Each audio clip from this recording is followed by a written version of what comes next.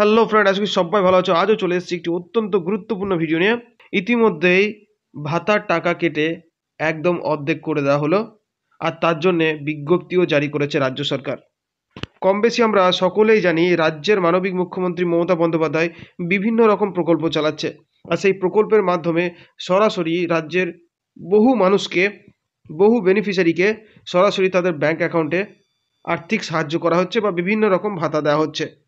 আর সেই ভাতা থেকেই টাকা কেটে অর্ধেক করে দেওয়া হলো, অর্ধেকেরও অর্ধেক করে দেওয়া হলো। তার কারণ কি? বিজ্ঞপ্তিতে পরিষ্কার বলা হয়েছে ভাড়ারে টান, অর্থাৎ রাজ্যের কোষাগারে পর্যাপ্ত টাকা নেই। তার জন্য বিভিন্ন কারণ দেখানো হয়েছে। কোন প্রকল্পে ভাতার টাকা কেটে অর্ধেকেরও অর্ধেক করে দিল রাজ্য সরকার? বিজ্ঞপ্তিতে কি বলেছে রাজ্যের মুখ্যমন্ত্রী মমতা বন্দ্যোপাধ্যায়? কি হবে এই প্রকল্পের? এই সমস্ত প্রশ্নের উত্তর আজকের ভিডিওতে দেবো। তার আগে ছোট্ট একটি অনুরোধ করবো, যদি চ্যানেলটিতে নতুন হয়ে থাকে অবশ্যই চ্যানেলটি সাবস্ক্রাইব করবে, আর যদি ফেসবুকের মাধ্যমে দেখছো তাহলে প্লিজ পেজটিকে ফলো করে পাশে থাকবে। তো বন্ধুরা, ভিডিও শুরুতেই বলে রাখি, একটি গুরুত্বপূর্ণ আপডেট দেওয়ার জন্য আজকের ভিডিওটি। বিভিন্ন রকম ভাতা দেওয়া হয়ে থাকে, যেটি আমি ভিডিও শুরুতেই বললাম।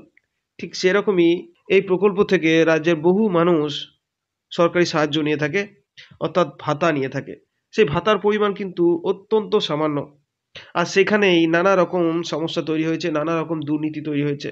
তার জন্য কড়া হাতে, অর্থাৎ শক্ত হাতে এই সিদ্ধান্ত নিয়েছেন রাজ্যের মুখ্যমন্ত্রী মমতা বন্দ্যোপাধ্যায়। কোন প্রকল্প, সেখানে কত ভাতা দেওয়া হতো, আসুন বিস্তারিত দেখি। 8 থেকে 80 রাজ্যের সকলের জন্যই কোনো না কোনো প্রকল্প নিয়ে এসেছে রাজ্য সরকার, যার মধ্যে রাজ্যের সাধারণ মানুষকে আর্থিক সহায়তা প্রদান করা হয়। এর মধ্যে অন্যতম হলো স্বাস্থ্যসাথী। হ্যাঁ, ঠিকই শুনছেন, স্বাস্থ্যসাথী প্রকল্পেও ভাতা দেওয়া হয়ে থাকে সেই সমস্ত রোগীদের। কি হবে সেই ভাতা দেওয়া হয়ে থাকে, আর সেই ভাতার টাকা কত টাকা কেটে অর্ধেকের অর্ধেক করে দেওয়া হলো, আসুন দেখি। প্রথমে এই প্রকল্পে চিকিৎসার পর রোগীদের বাড়ি ফেরত যেতে দেওয়া হতো 600 টাকা করে, যেটিকে পরিবহন ভাতা বলা হয়। তারপর তা কমে হয় 400 টাকা। এর আগেও 200 টাকা কেটে ছোট করে দেওয়া হয়েছিল, আর এবার এক ধাক্কায় তা অর্ধেক করলো রাজ্য সরকার। বিভিন্ন রকম দুর্নীতিতে রাজ্য সরকার জড়িয়ে গেছে, তার জন্যে ভাড়ে মা ভবানী। কিন্তু স্বাস্থ্য ভবন, সেই সঙ্গে রাজ্যের মুখ্যমন্ত্রী মমতা বন্দ্যোপাধ্যায় অন্য কথা বলছে। কি বলছে? স্বাস্থ্য ভবন থেকে একটি বিজ্ঞপ্তি জারি করে জানানো হয়েছে 600 বা 400 নয়, এবার থেকে 200 টাকা করে ভাতা দেওয়া হবে রোগীদের। স্বাস্থ্যসাথী প্রকল্পের মাধ্যমে হাসপাতাল থেকে ছুটি পাওয়ার পর 600 টাকা করে পরিবহন ভাতা পেতেন রোগীরা। রোগীর বাড়ির আত্মীয়রাই জানবে। উল্লেখ্য, সেই সময় স্বাস্থ্যসাথী প্রকল্পে একটি বেসরকারি সংস্থার মাধ্যমে চলত, আর রাজ্য সরকার তা প্রিমিয়াম দিত। কিন্তু এখন সমস্তটাই উল্টোটা, স্বাস্থ্যসাথী সমস্তটাই দেখে রাজ্য সরকার। তবে গত বছর জুলাই মাসে বেসরকারি সংস্থাটি স্বাস্থ্যসাথী প্রকল্প চালানোর দায়িত্ব থেকে অব্যাহতি নেয়। তারপর থেকে দায়িত্ব নেয় রাজ্য সরকার, ঠিক যেমনটি আমি আগেই বললাম।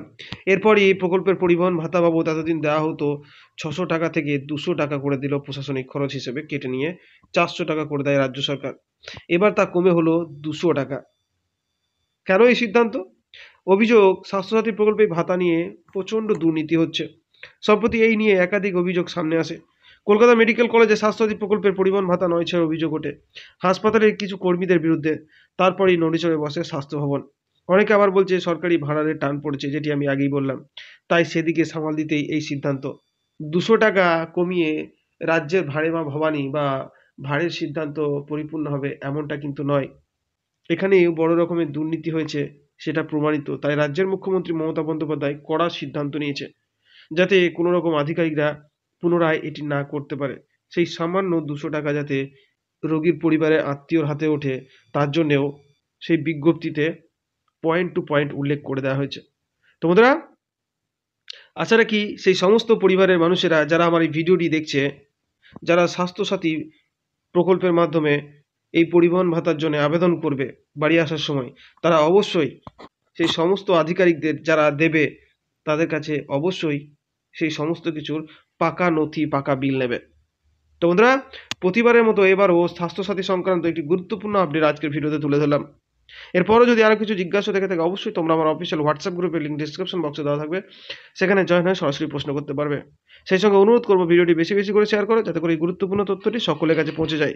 আর যদি ভিডিওটি ভালো লেগে থাকে অবশ্যই একটি লাইক করবে, সঙ্গে চ্যানেলটি সাবস্ক্রাইব করে পাশে থাকবে। আজ এ পর্যন্ত, ধন্যবাদ।